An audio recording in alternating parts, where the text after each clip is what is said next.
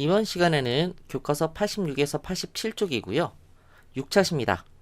양팔 저울로 여러 가지 물체의 무게를 비교하려면 어떻게 해야 하는지에 대해서 알아보도록 하겠습니다. 양팔 저울로 물체의 무게를 비교하는 방법 또는 무게를 재는 방법입니다. 앞에서 우리는 용수철 저울로 무게를 재었었습니다. 이번 시간에는 양팔 저울로 물체의 무게를 비교하는 방법이에요. 자, 1번 클립 등의 기준 물체를 이용한 양팔 저울 사용 방법. 여기서 기준 물체라는 말이 처음 나오는데 클립 같은 것들을 말해요. 지금은 여기까지만 기억하고 요 아래에 좀 더 자세히 설명할 거니까. 자, 그러면 양팔 저울을 먼저 어떻게 설치하고 재는지 한번 알아보도록 하겠습니다. 평평한 곳에, 이렇게 평평한 책상 같은 곳에 받침대를 이렇게 세웁니다. 받침대를 세우고 저울대의 중심을 받침대와 연결합니다. 그래서 연결해요. 그러면 이게 이쪽으로 기울어질 수도 있고 이쪽으로 기울어질 수도 있어요.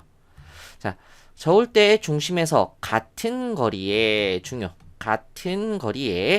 각각의 저울 접시를 걸어 놓고 저울대의 수평을 맞춥니다. 자, 이게 같은 거리에 여기 5번에 이렇게 저울 접시를 걸어 놓았으면 오른쪽에도 5번에 이렇게 저울 접시를 걸어 놓으면 됩니다. 보통 끝에 걸어요. 4번에 걸어도 관계없어요. 근데 이렇게 딱 걸어 놓으면 얘가 수평이 될 거라고 생각하는데 보통 수평이 되지 않아.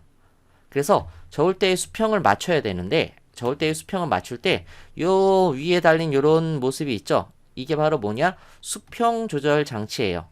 이걸 이용해서 저울대의 수평을 맞춥니다. 얘를 이렇게 이쪽으로 움직였다가 얘를 이쪽으로 움직이면서 저울대의 수평을 맞추는 거예요. 자, 이 수평 조절 장치는 어떤 애들이냐 하면 얘도 무게를 가지고 있을 거잖아요. 수평 조절 장치도 무게를 가지고 있을 거야.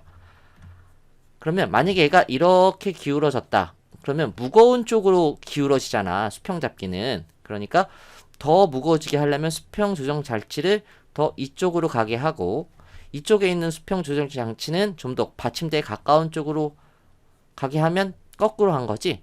이렇게 하면 안 되고 기울어지지 않은 쪽으로 점점 옮기고 얘는 좀 더 받침대에 가까운 쪽으로 옮기면 얘가 이렇게 수평으로 됩니다. 이렇게 수평 조정 장치, 수평 잡기의 원리를 통해서 저울대의 수평을 맞춰주는 거예요. 그 다음에 한쪽 저울 접시에는 무게를 측정하려는 물체를 올려놓고요. 이렇게 다른 한쪽 저울 접시에는 무게가 일정한 클립을 올려놓습니다. 한 개만 올려놓는 게 아니고 한 개, 두 개, 세 개 계속 올려놔. 언제까지? 저울대가 수평을 잡았을 때까지 클립과 같은 기준 물체를 계속 올려놓는 거야. 그래서 수평이 딱 잡혔어. 저울대가 수평이 잡히면 클립에 이게 몇 개지 전체 이렇게 총 개수를 세어봅니다. 그러면 딱풀의 무게는 클립 예를 들면 뭐 32개랑 같구나 이렇게 우리는 기억을 한다고. 똑같은 방법으로 만약에 가위를 잰다면 가위는 뭐 44개를 올렸더니 수평이 됐어. 그러면 가위는 44개를 올렸더니 수평이 되는구나. 그러면 딱풀보다는 가위가 더 무겁겠네. 몇 개만큼? 12개만큼, 클립 12개의 무게만큼 더 무겁구나. 우린 이렇게 무게를 비교할 수 있다는 거예요. 이해되셨죠? 어떻게 양팔 저울을 이용해서 물체의 무게를 비교하는지. 그러면 2번 기준 물체를 사용할 때 고려해야 할 점. 앞에서 기준 물체는 클립이었지. 클립. 앞에서 기준 물체의 얘는 클립이었어요. 자, 클립은 보통 클립의 특징을 보면 되잖아. 무게가 일정해. 그리고 무게가 무겁지 않지. 적당히 적어요. 그리고 크기도 작아야 합니다. 무게가 적당히 적어야지. 왜? 딱풀보다 더 무거우면 한 개 올렸을 때 바로 이쪽으로 기울어질 거잖아요. 그러니까 재려가는 물체보다 무게가 적당히 적어야 돼. 그리고 크기도 작아야 돼. 왜? 저울 접시에 올려놔야 되잖아. 그렇지. 저울 접시에 여러 개를 올려놔야 되니까 크기도 적당히 작아야 합니다. 이런 기준 물체의 이해는 뭐가 있냐면 같은 종류의 장구핀이라든지 동전이 뭐 10원짜리 동전이면 10원짜리 동전만이야. 10원, 100원, 50원 섞여 있으면 안 돼. 100원짜리 동전이면 100원짜리 동전만이야. 이해되셨죠? 그리고 단추, 그리고 바둑알 등 다 같은 종류야. 같은 종류.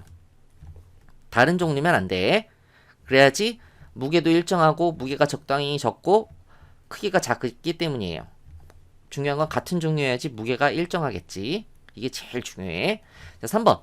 기준 물체를 사용하지 않고 양팔 저울로 물체의 무게를 비교하는 방법. 위에서는 기준 물체를 사용해서 클립을 사용해서 무게를 비교하는 거였는데 이번에는 기준 물체를 사용하지 않았대. 그럴 때는 양팔 저울의 받침점으로부터 같은 거리에 있는 저울 접시에 물체를 각각 올려놔. 그 다음에 저울대가 어느 쪽으로 기울어졌는지 확인합니다. 예를 들어서 이렇게 풀과 가위가 있어. 수평잡기 원리 할 때 뭐라 그랬어? 기울어진 쪽이 더 무겁다 그랬잖아. 그러니까 풀이 더 무겁지. 가위보다 풀이 더 무거워. 지우개랑 가위가 있어. 양쪽에 저울 접시 올려놨어. 근데 가위 쪽으로 기울어졌어. 그럼 어디가 더 무거운 거야? 가위가 지우개보다 무거운 거죠. 아하, 그렇구나. 그러면 가장 무거운 게 뭘까? 지우개보다 가위가 무겁고 가위보다 풀이 무거우니까 풀이 가장 무겁고 그 다음은 가위, 그 다음은 지우개 이렇게 비교할 수 있다는 거예요. 기울어졌는지만을 확인을 해서. 이해되셨죠? 자, 탐구활동 양팔 저울로 여러가지 물체의 무게 비교하기. 탐구 방법. 양팔 저울 각 부분의 이름을 확인해보고 양팔 저울로 여러가지 물체의 무게를 비교해 봅시다. 탐구 결과 양팔 저울 각 부분의 이름, 아까 요게 뭐라 그랬냐 하면 요게 수평 조절 장치라고 그랬죠. 수평 조절 장치. 저울대가 수평을 잡도록 조절하는 역할을 합니다. 그 다음에 저울대는 요 아래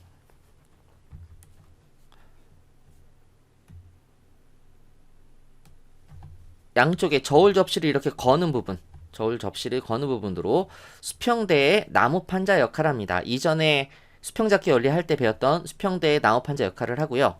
받침점은 당연히 이 나무 판자 역할을 하는 딱 가운데 부분, 이 부분이겠죠. 이 부분이 받침점입니다. 양팔 저울의 받침대와 저울대가 만나는 부분을 말합니다. 자, 저울 접시는 얘네들이지. 그리고 얘네들. 저울 접시. 무게를 측정하려는 물체를 올려놓는 부분입니다. 또는 기준 물체를 올려놓는 부분이죠. 그리고 마지막으로 얘가 받침대입니다. 받침대. 이렇게 얘가 받침대. 저울대 가운데가 받침점 역할을 할 수 있도록 걸어놓은 세우로 부분입니다. 이렇게 해서 여기서 중요한 거는 요거를 꼭 기억하세요. 수평 조절 장치는 수평을 잡도록 조절을 하는 거예요. 그래서 결국에 얘는 뭘 이용한 거야? 수평 잡기의 원리를 이용한 저울입니다. 양팔 저울은. 자, 이게 양쪽으로 팔을 벌린 모습이라고 해서 양팔 저울이라고 하는 거예요. 자, 그러면 2번. 양팔 저울로 측정한 여러가지 물체의 무게, 풀, 가위, 지우개 순으로 무겁다. 이렇게 뭐 됐는데 무게를 재봤더니 그 지우개는 27개 기준 물체가 클립이, 가위는 41개, 41개, 풀은 46개야. 그랬더니 풀이 가장 무겁고 가위, 그 다음에 지우개 이렇게 순으로 무겁다는 거. 이렇게 우리는 이 클립의 개수를 보고 알 수 있어요. 자, 3번 생각해보기.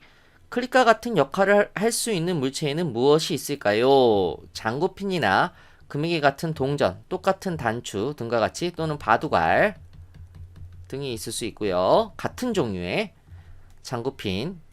자, 무게가 일정한 물체를 이용하면 물체의 무게를 비교할 수 있습니다. 이렇게 해서 이번엔 양팔 저울로 무게를 비교하는 방법에 대해서 알아보았습니다. 수고하셨습니다.